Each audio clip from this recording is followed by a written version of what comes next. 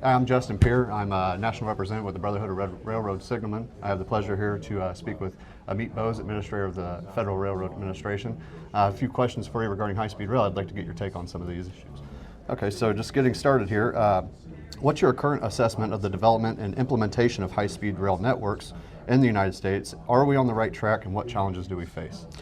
We have made so much progress since 2021, and thanks to President Biden, Vice President Harris's bipartisan infrastructure law, we've made great strides.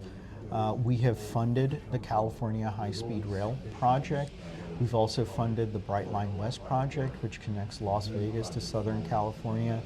We've also given planning dollars to efforts in Washington State, Oregon, also connecting to Vancouver, Canada, efforts to connect Dallas and Houston.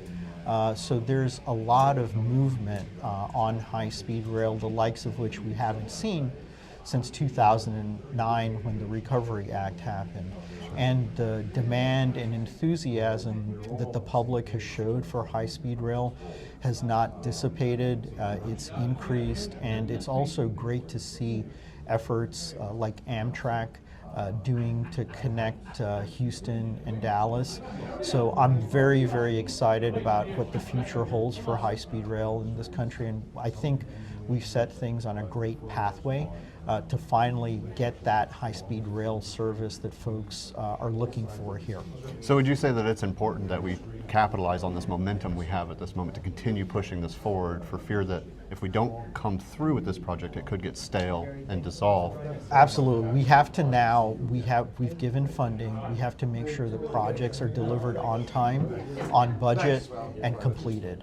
And we have to make sure that we're creating good paying union jobs through these projects, making sure that the communities know how they're benefiting from these projects, and then of course eventually getting these projects into service that people can be in the seats. Sure, sure. So how do you see high-speed rail impacting rail labor in terms of job opportunities, skills required, and just overall workforce dynamics? So first of all, I think that the rail labor workforce is very sophisticated in this country. They have a great set of skills that they bring to the table, and I think high-speed rail will benefit from what they already know. But also we have opportunities for workforce development to make sure that American workers are right up there with European workers, with workers in East Asia who have high-speed rail systems in place. And of course we already also have a strong workforce in Amtrak who are operating trains right now, and we're looking for more workers and to provide these projects that eventually will get into service and provide permanent jobs. Yeah, these union employees for Amtrak and the Class 1 railroads, they almost serve as a proof of concept. The expertise is already there. Continue using that expertise. Yeah. So, in your opinion, how will high-speed rail benefit from the broader? How will high-speed rail benefit the broader transportation industry and the economy?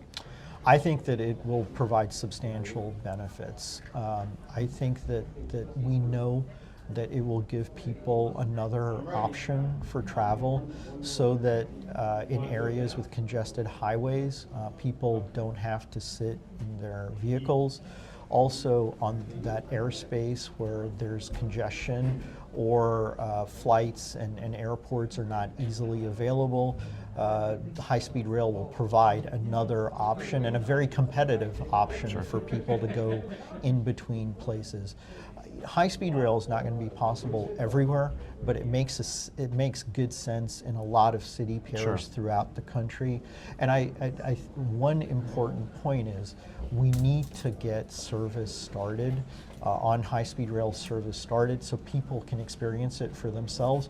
And I think when people experience it, I think other parts of the country where it's operational, in Nevada, in California, other parts of the country will ask for it for their part of the country. I strongly agree. Well, Administrator Bose, I very much appreciate it. On behalf of the Brotherhood of Railroad Signalmen, we are very optimistic. Your administration has been wonderful for safety and for the culture of the railroad. As a younger signalman, it means a lot to me to see my brothers recognize the benefit the FRA actually brings to the table, and under your administration that's been explicitly clear. So thank you very much for your time. Thank you. Yes. Thank you.